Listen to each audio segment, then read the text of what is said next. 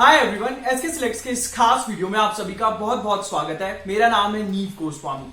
तो फाइनली जिस मोमेंट का इंतजार यहां पर हर एक क्रिकेट फैन को था, यानी कि भारत बनाम पाकिस्तान के इस महामुकाबले का इंतजार जहां पर हर किसी को था, वो इंतजार अब खत्म होने जा रहा है। जहां एशिया कप 2023 के तीसरे मैच में भारत और पाकिस्तान होंगे आमने सामने। ये मुकाबला खेला जाएगा 2 सितंबर को और ये मुकाबला होगा श्रीलंका के पल्लेकेले इंटरनेशनल क्रिकेट स्टेडियम में। अब इस पर्टिकुलर मुकाबले के लिए आपकी फैंटेसी 11 कैसी होगी, आपकी फैंटेसी 11 में कौन कैप्टन और वाइस कैप्टन होगा, ये सब और भी बहुत कुछ हम जानने वाले हैं आगे इस वीडियो में। लेकिन उससे पहले कर लीजिए आप एक छोटा सा काम, और वो ये कि अगर अभी तक आपने हमारे स्पोर्ट्स कीड़ा क्रिकेट के यूट्यूब चैनल को सब्सक्राइब नहीं किया है तो पहले से सब्सक्राइब कर लीजिए और इसके साथ साथ यहाँ पर स्पोर्ट्स कीड़ा क्रिकेट के फेसबुक पेज को भी लाइक कर लीजिए, ताकि क्रिकेट जगत से जुड़ी हुई सारी बड़ी और लेटेस्ट अपडेट सबसे पहले आपको मिल सके।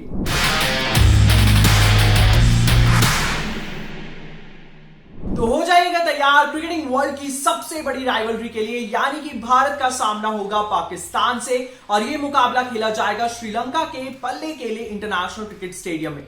अब यहां पर अगर हम स्टेडियम की पिच की बात करें तो जो पिच है वो पेसर फ्रेंडली रहने वाली है, यानी कि इस मुकाबले में आपको तेज गेंदबाज ज्यादा घातक साबित होते हुए नजर आएंगे। वहीं पर अब बात कर लेते हैं कि दोनों ही कप्तानों में से जो भी कप्तान यहां पर टॉस जीतेगा वो पहले क्या करना पसंद करेगा। तो अगर हम पिछले 10 ओडीआई मुकाबलों का रिकॉर्ड देखें इस पिच पर, तो यहां पर पहले बल्लेबाजी करने वाली टीम ने 5 मुकाबले जीते हैं, दूसरे इनिंग में बल्लेबाजी करने वाली टीम ने 4 मुकाबले जीते हैं और एक मुकाबला जिसका कोई भी रिजल्ट नहीं निकल पाया। अगर हम इस रिकॉर्ड के हिसाब से देखें तो जो भी कप्तान यहां पर टॉस जीतेगा वो पहले बल्लेबाजी करने का फैसला लेगा। लेकिन अगर हम यहां पर आखिरी मुकाबले की बात करें, यानी कि इसी एशिया कप 2023 के दौरान जो 31 अगस्त को मुकाबला खेला गया था बांग्लादेश और श्रीलंका के बीच में, वहां पर श्रीलंका ने दूसरी इनिंग में मुकाबले में जीत हासिल की थी, यानी कि उन्होंने दूसरी इनिंग में बल्लेबाजी की थी। तो ऐसे में हो सकता है कि जो भी कप्तान यहां पर टॉस जीते वो यहां पर सेकंड इनिंग में बल्लेबाजी करना प्रेफर कर सकता है, यानी कि टॉस जीतकर वो कप्तान यहां पर गेंदबाजी का फैसला ले सकता है। चलिए अब इसके बाद यहां पर बात कर लेते हैं कि ओडीआईज में इन दोनों ही टीमों का हेड टू हेड रिकॉर्ड क्या कहता है। तो पिछले 10 वनडे इंटरनेशनल मुकाबले जो इन दोनों ही टीमों के बीच में खेले गए हैं,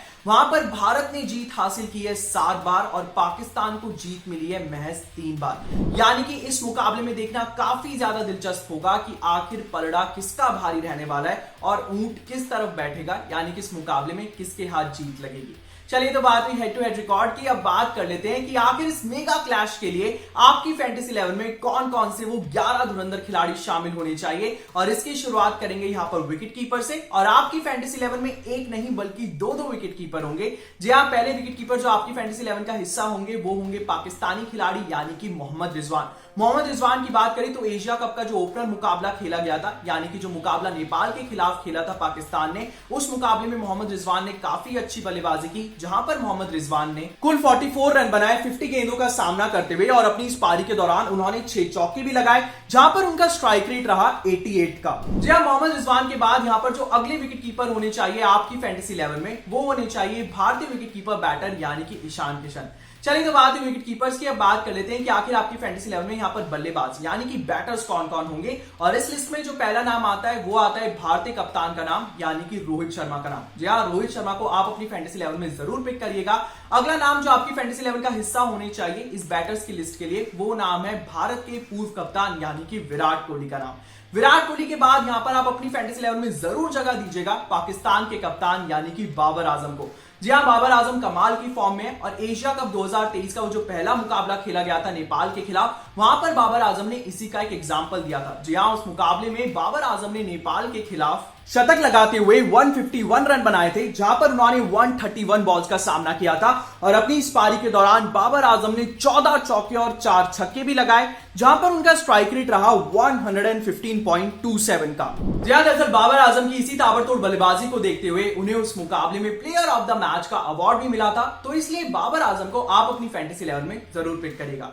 चलिए तो बात हुई बल्लेबाजों की, अब बात कर लेते हैं कि आखिर आपकी फैंटेसी 11 में यहां पर ऑलराउंडर्स कौन कौन रहेंगे। और अगर हम ऑलराउंडर्स लिस्ट की बात करें तो यहां पर जो पहले ऑलराउंडर होंगे आपकी फैंटेसी 11 में वो होंगे भारतीय ऑलराउंडर, यानी कि रविंद्र जडेजा। जी हां, रविंद्र जडेजा के बाद यहां पर जो अगला नाम आएगा इस ऑलराउंडर की लिस्ट में, वो नाम आएगा भारत के वाइस कैप्टन का, यानी कि हार्दिक पांड्या का नाम। हार्दिक पांड्या के जिस तरह से करंट फॉर्म है, जिस तरह से वो खेल रहे हैं, उस हिसाब से हार्दिक पांड्या को आप अपनी फैंटेसी 11 में जरूर पिक करेगा। अगले ऑलराउंडर जो आपकी फैंटेसी 11 का हिस्सा होने चाहिए वो होने चाहिए पाकिस्तान के ऑलराउंडर, यानी कि शादाब खान। शादाब खान की बात कर ले तो शादाब खान ने पाकिस्तान का वो जो मुकाबला हुआ था नेपाल के खिलाफ, वहां पर कमाल की गेंदबाजी की, जहां पर शादाब खान ने उस एशिया कप ओपनर मैच में कुल 6.4 ओवर गेंदबाजी की, जहां पर उन्होंने महज 27 रन कंसीड करे और इन 6.4 ओवर्स में शादाब खान ने 4 विकेटें चटकाई, जहां पर उनकी इकोनॉमी काफी कमाल की रही 4.05 की। जी हाँ, तो शादाब खान की इसी परफॉर्मेंस को देखते हुए आप उन्हें अपनी फैंटेसी 11 में जरूर जगह दीजिएगा। चलिए तो बात हुई ऑलराउंडर्स की, अब बात कर लेते हैं कि आखिर आपकी फैंटेसी 11 में गेंदबाज कौन कौन होंगे, यानी कि बॉलर्स के डिपार्टमेंट में यहां पर किस किस गेंदबाज को आपको शामिल करना चाहिए। तो यहां पर जो पहले गेंदबाज आपकी फैंटेसी 11 का हिस्सा होंगे वो होंगे भारत के पेसर यानी कि मोहम्मद शमी।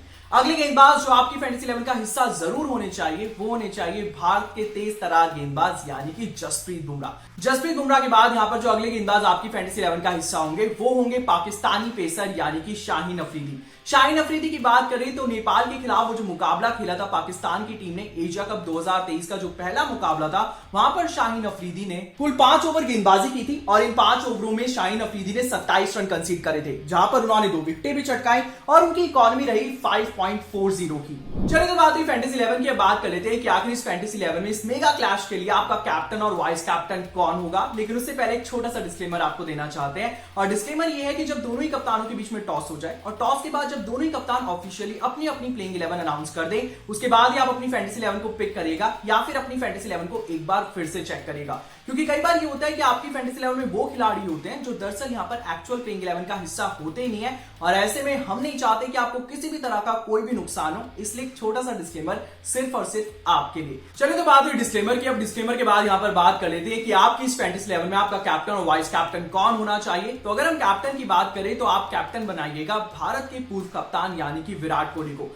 जी अगर हम विराट कोहली की बात करें तो विराट कोहली काफी अच्छी फॉर्म में। भारत और पाकिस्तान जब ये दोनों टीमें आखिरी बार आमने सामने हुई थी तो वो था पिछला साल यानी कि साल 2022 का T20 वर्ल्ड कप, और उस वर्ल्ड कप के उस अहम मुकाबले में विराट कोहली ने 82 रन यानी कि नॉट आउट 82 रन बनाए थे और उन्होंने उस मुकाबले में भारत को जीत दिलाई थी। और विराट कोहली के अगर हम आंकड़े देखें पाकिस्तान के खिलाफ ओडीआई में तो वो भी काफी ज्यादा इंटरेस्टिंग है। दरअसल कोहली ने अब तक पाकिस्तान के खिलाफ ओडीआई में कुल 13 मुकाबले खेले जहां पर उन्होंने 536 रन बनाए हैं, और अपने इन्हीं 13 मुकाबलों में कोहली ने पाकिस्तान के खिलाफ 2 हाफ सेंचुरी और 2 सेंचुरीज लगाई हैं, जहां पर उनकी एवरेज रही है 48.72 की। जी तो विराट कोहली के इन्हीं शानदार आंकड़ों को देखते हुए आप उन्हें अपनी फैंटेसी 11 में कैप्टन बनाना मत भूलिएगा। चलिए अब बात कर लेते हैं यहाँ पर वाइस कैप्टन की। तो आप यहाँ पर वाइस कैप्टन बनाइएगा पाकिस्तान के कप्तान यानी कि बाबर आजम को। जी हाँ, बाबर आजम काफी अच्छी फॉर्म में, पिछले मुकाबले में वो एक ट्रेलर दिखा चुके हैं नेपाल के खिलाफ, जिस तरह से उन्होंने शतक जड़ा 151 रन बनाए। तो ऐसे में बाबर आजम की इसी शानदार फॉर्म को देखते हुए आपकी फैंटेसी 11 में वही आपके वाइस कैप्टन होने चाहिए। तो ये तो थी भारत बनाम पाकिस्तान के इस बड़े और अहम मुकाबले से जुड़ी हुई पूरी की पूरी फैंटेसी 11,